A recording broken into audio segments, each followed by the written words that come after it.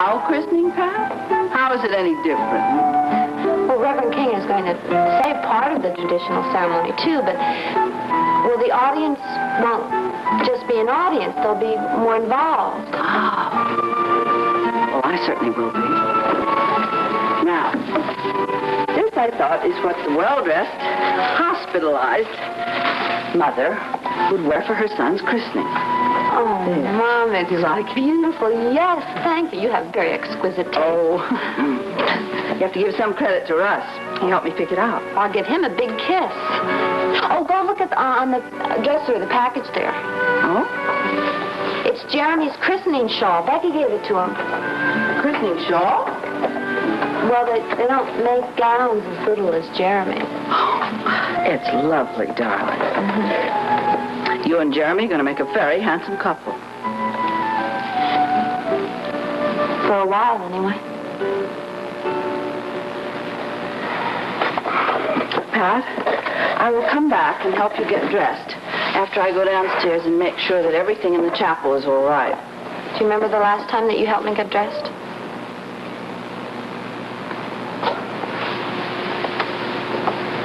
It was the morning that I was supposed to marry Tony.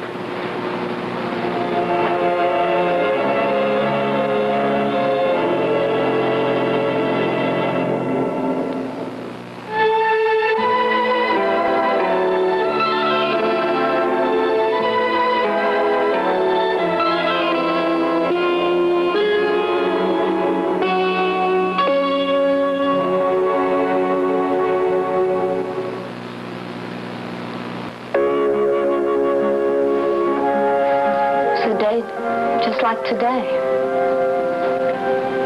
I don't remember too much else about the day that Tony died. I went up to his hospital room and they were stripping his bed and putting all of his things into a big box. Pat, this is not the day. The memories of Tony? Oh, Mom, really, would there be any more appropriate day except maybe for the day when I give his baby away? Come here, I want you to sit down. I really do. Just for a minute.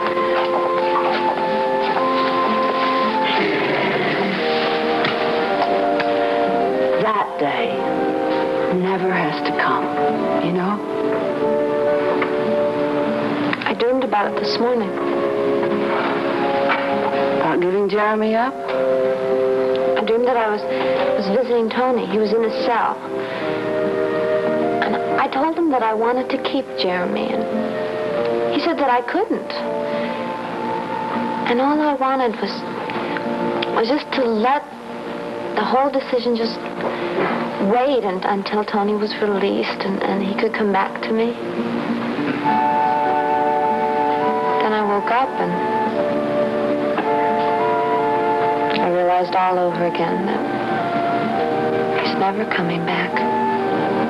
In a way, he has. In Jeremy. Yes. Whatever happens to Jeremy, Tony will have a son somewhere. But don't you want to know where? Oh, Mom, of course I do. Every minute that I live, I'll be wondering where he is if I give him away. Well, at least now you're saying if.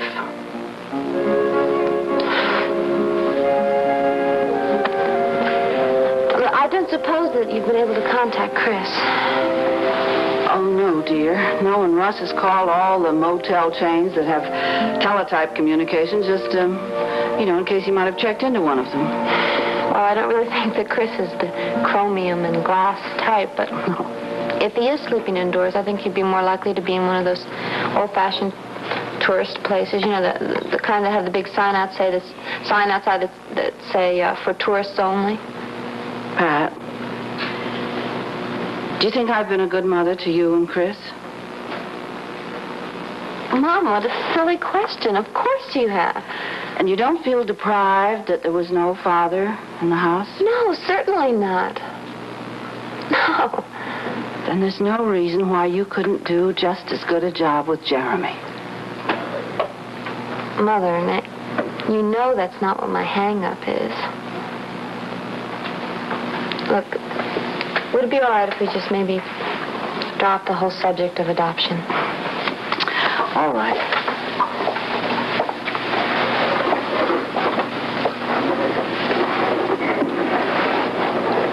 Have you seen him this morning? Yes, first thing. And I talked to the floor nurse about him, and she assures me that he's going to show up for his christening. Oh, well, he better. Well, he can't be out of the incubator very long, Pat. I know. I arranged all that with Reverend King. A nurse is going to come and take him to the christening just for the formal part, and then she'll take him right back to the nursery. You haven't told me how it felt to hold him. I didn't want to talk about it. Just be giving you more ammunition. I remember when I first held you. Maybe we could ad-lib something into the ceremony so you'd get a chance to hold your grandson. Well, I'd like that. Okay. Pat, have you made any decision about Tony's family? Telling them? Mm-hmm. No, not yet. There are a lot of things that have to be decided. Soon.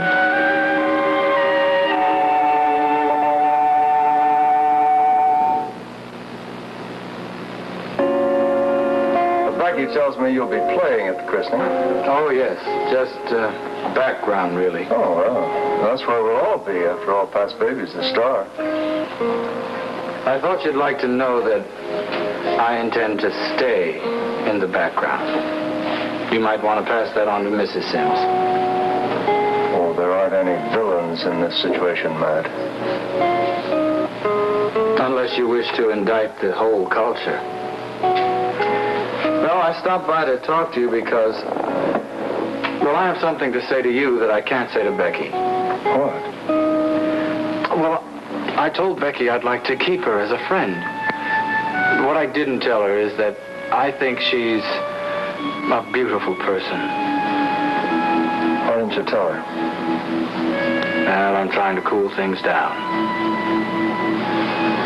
You have shown a lot of good sense, Matt. I'm aware of how little things have changed since my father's time. I knew your father. Did you know that? Yes, I know. Things have changed. I remember telling Becky once, the rules have changed. Attitudes haven't. I guess in a way I was trying to discourage her way back then. Did you know Becky was falling in love with you? No. My mother did, though. I like Becky very much, Dr. Sims. She's a little young yet. But I'm sure that she'll be ready when the right man comes along. I hope so. Well, I just wanted it to be clear that I didn't think of myself in that way. Did you come here to reassure me? Well, I just thought that everything should be explicit. Well, I don't think it can be completely that. I mean, we don't know what Becky's thinking. It's not going to matter what Becky thinks. I just wanted you to know.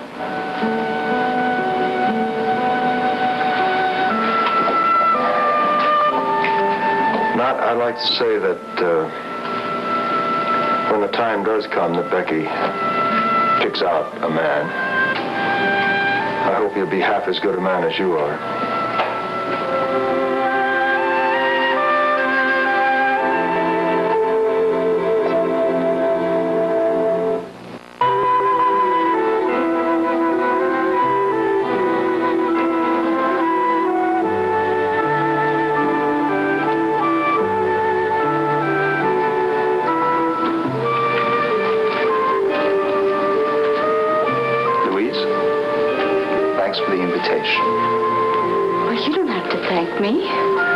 Husband of the godmother. Well, I have the papers to prove it, but not much more.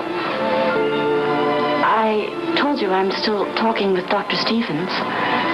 Yes, I know. I'm glad of it. We haven't gotten around to you very much. First things first. What do you think could be more important than you and me? baby we didn't have. We had a baby for 5 days. But then you're right. Then we didn't have him.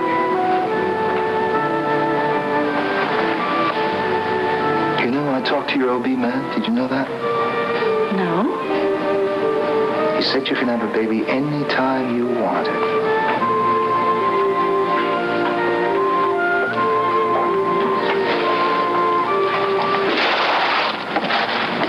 There could be another William.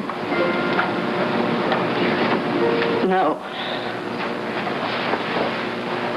There could be a Frederick or a Frederica. William is dead. At least I've gotten that far. Hello, Mrs. Turner. Hello? I've been giving Dr. Sims the same briefing I gave you. I understand all we have to do is stand still and look like godparents. How are you, Fred? Very well, thank you. And you? Fine, fine. Here's the christening bowl, Reverend King. Oh, it's beautiful. But we'll need a little water for it. Excuse me.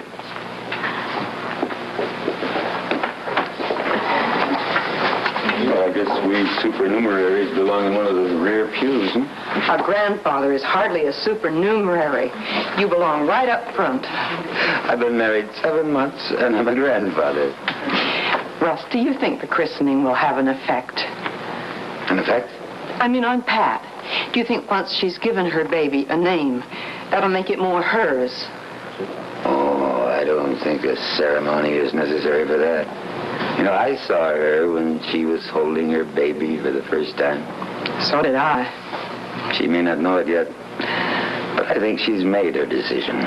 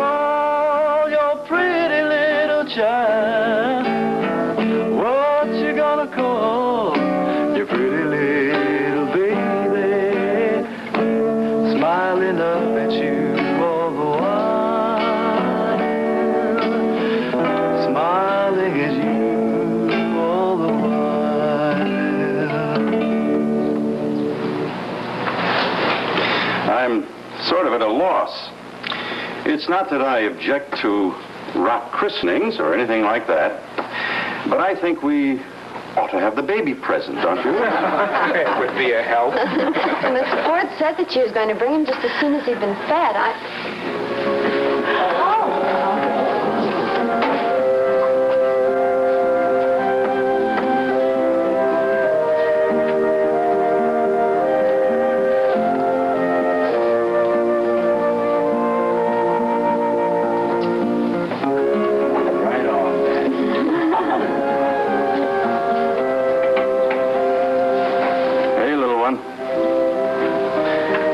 Asked me to repeat part of the traditional ceremony for his godmother's sake.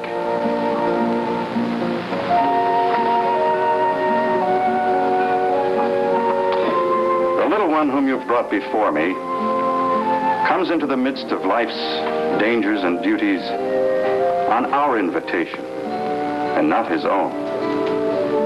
He should, therefore, be received into arms of loving welcome and tender care. It's a most serious responsibility to bring a child into this world. And we should never dare to do it unless we are earnestly ready to do everything we can to make his life a blessing, both to himself and to others. And Pat, what have you decided to name your baby? Jeremy. Jeremy Anthony Coleman. Everything is beautiful in its own way, like a starry summer night or snow-covered winter's day. You're gonna sing in a minute. Everything is beautiful, oh, in their own way. Under God's heaven, the world's gonna find a way. Everybody now, everything is beautiful. Everything is beautiful in its own way. In its own way. Like a starry summer night or like a starry summer night. Snow-covered winter's day. Winter's day. Everybody's beautiful. Everybody's beautiful, yeah, in their own way. Under God's heaven, the Lord's gonna find a way.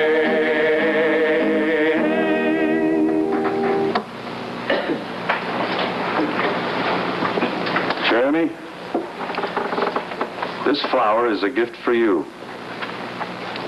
It symbolizes the unfolding of a beautiful life. And this is the symbol of purity. And with this, I consecrate thee to God and to his truth forever. Amen. Thank you, Reverend King. Thank you, Matt. I guess the rest of the ceremony is up to you.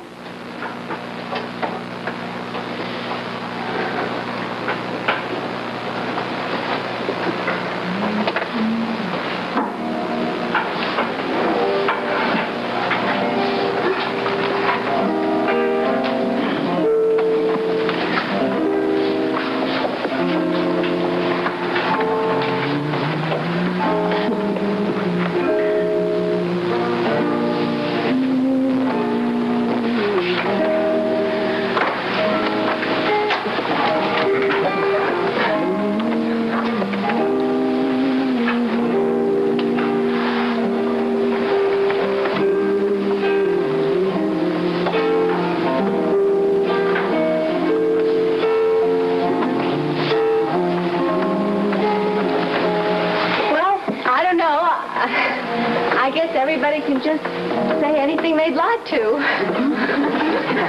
Well, Pat, I'd like to say something if I could. oh, of course, Mrs. Hampton. All the way over here, I was thinking of what I could say that would be of any value whatsoever. And instead of trusting to my own words, I thought I'd read something that I read a long time ago about children.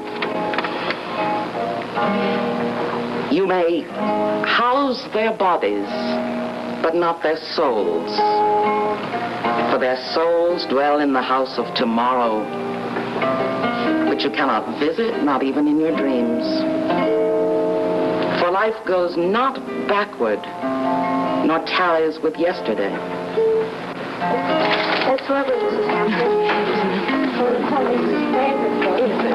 Thank you, Olivia. Just beautiful. Almost as beautiful as Jeremy.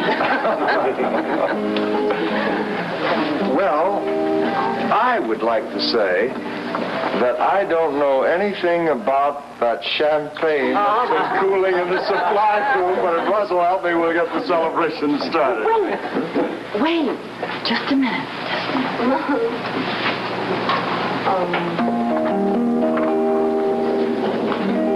I know where I'm going. I know who's going with me.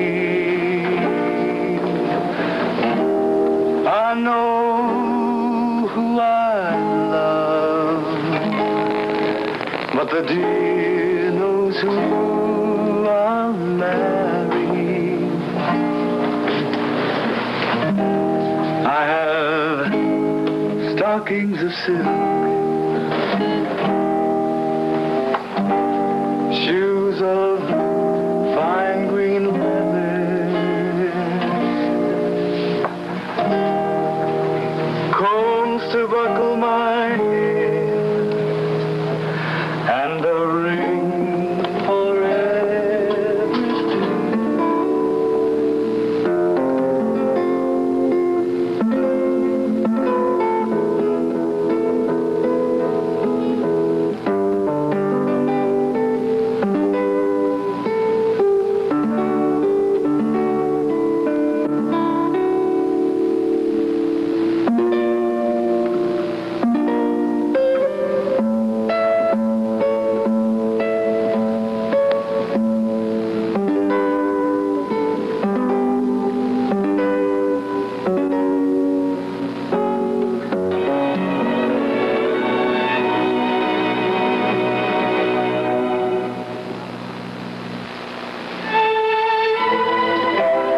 Today was the last episode of A World Apart. We thank you for being with us these past months.